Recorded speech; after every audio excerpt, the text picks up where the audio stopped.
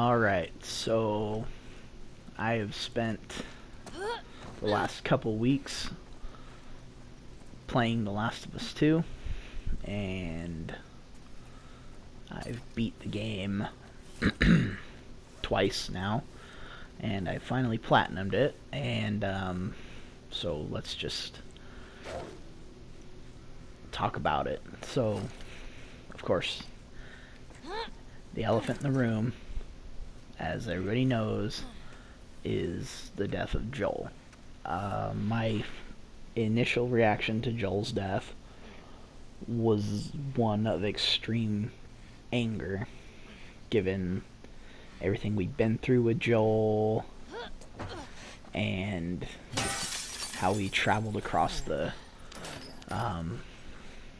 country with him and Ellie. And I mean, it was a pretty big deal for them to kill him the way they did.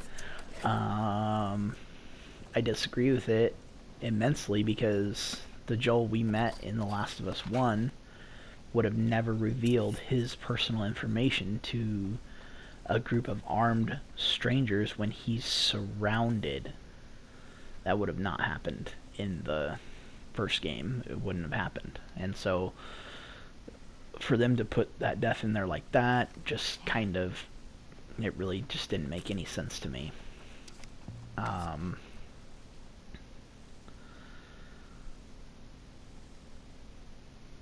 So Ellie in this game, she's older, she's wiser, she's much more violent than she was, and so I liked Ellie a lot more in this game than I did in the first one. I like how she's just honestly just a total badass who wants revenge for what these people did to Joel. So, I mean, the gameplay is pretty much exactly the same design as the first. The enemies are pretty much the same, with the exception of a couple more variants on like the walkers and stuff. The cordyceps zombies. The shambler, that was kind of a gross one. And then the stalkers, I kind of felt like I was fighting off T-Rex when I was messing with or a T-Rex, a velociraptor, when I was fighting off those little shambler, and they're not shamblers, the stalkers. But yeah, I mean, they added new strategy levels to the game. Some of the new mechanics, like the prone mechanic, the different melee weapons, they're pretty much all the same as the first. I mean, the prone mechanic's new to this one, but other than that, pretty much everything is the same as the first.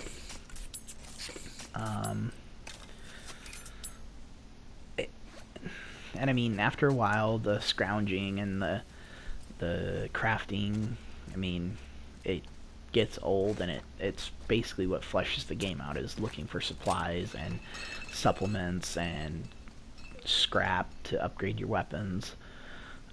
So I mean, you know, it is what it is, but I wasn't that impressed with it, honestly.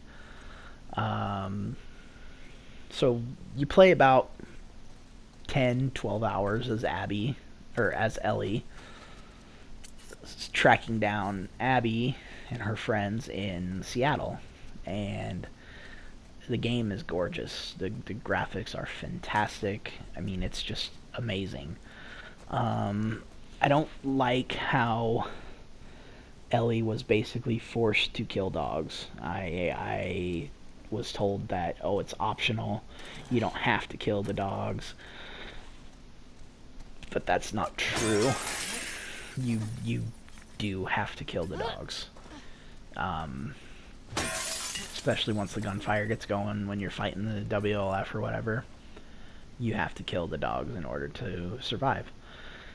And I didn't like that, because on the flip side, when you play as Abby, you never have to kill any dogs, because for some reason the Seraphites are scared of dogs. I don't understand that, and I found every artifact in this game, and it never explains why they have an issue with dogs.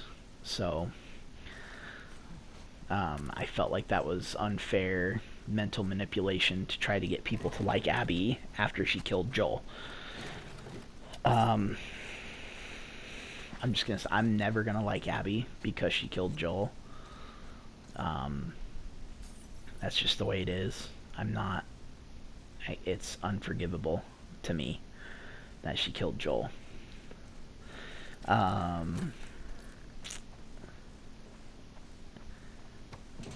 don't care that Joel killed her father, because honestly, I mean, yeah, okay, it took the 10 minutes or so to introduce us to Abby's father and to try to build a connection with him, but honestly, I don't think it was effective at all, because I still don't care, because he was going to kill Abby, or Ellie, either way. I also think that they should have given Ellie the choice if she wanted to get her brain cut out to save humanity. Like, if they had given her the option, it probably would have been slightly different. But yeah, Joel killing Abby's dad, I mean, to us in that game, he was just a faceless surgeon, so I guess adding a little humanity to him is a way to try to flesh out the story. I didn't care. And so then when we played as Abby, they tried to make her relatable, tried to humanize her, and I mean, I couldn't do it. I tried, but I just couldn't get behind it, no matter how hard I tried. So that's just my opinion. That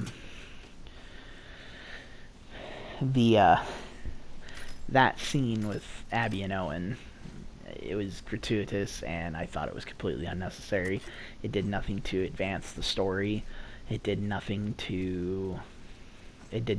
for anything, really, other than for shock value for the players.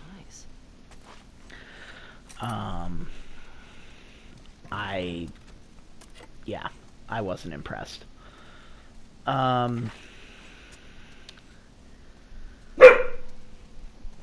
then the ending was garbage. 100% hot garbage. You go through all of this to kill Abby as Ellie, and then you don't kill her. So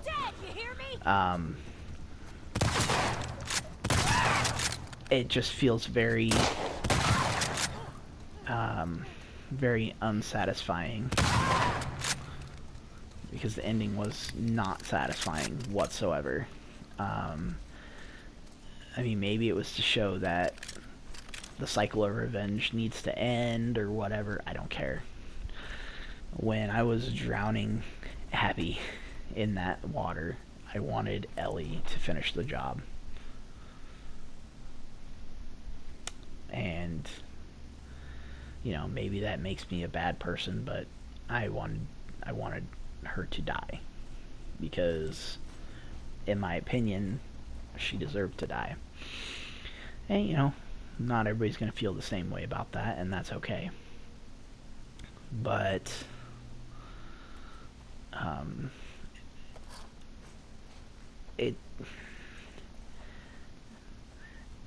I think that had they done a different approach to the way Joel was killed, like, I don't know, they hear about something in Seattle and Ellie and Joel go to Seattle, and then freaking Abby catches Joel and kills him that way in Seattle, like, okay, then I could have gotten behind that.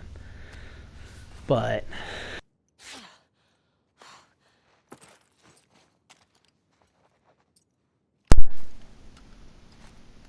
the death of Joel is what ruined the game. The death of Joel is what ruined the game for me. And as good a game as it was, that can't be undone. And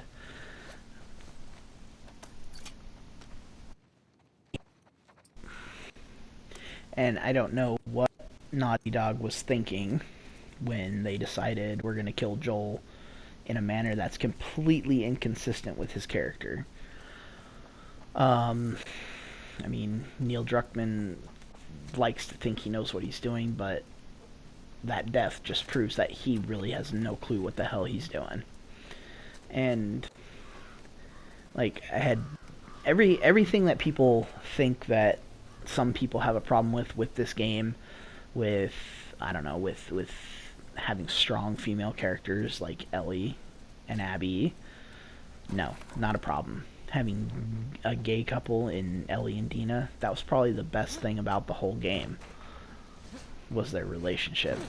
Having a trans character in Lev, that wasn't an issue. That was actually pretty cool. What I did have an issue with was the dead naming. That was kind of problematic, but you know, it's to show that this cult is messed up, and to really make you have like no mercy killing them. So I understand why they did it.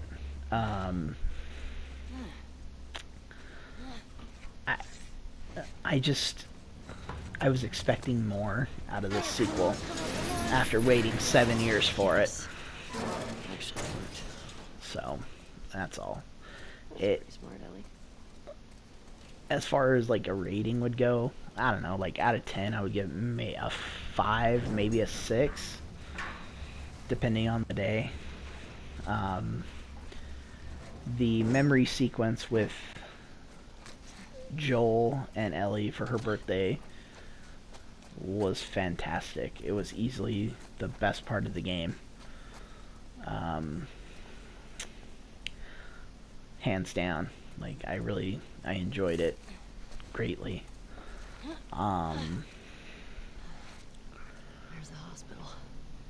It hit all the right spots and all the right emotions and everything. So, yeah. So, I mean, you can agree with me or not about what I thought of this game. That's fine. That's why they make chocolate and vanilla. I wasn't a fan. But, you know, some people like it, some people don't. I just happen to not like it. So, yeah. I mean, if you want to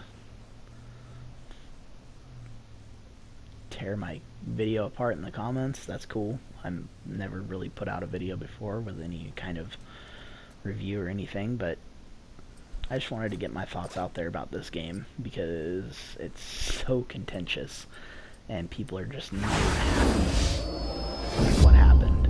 And I'm not happy with what happened to Joel. Joel didn't deserve to go out the way he went out.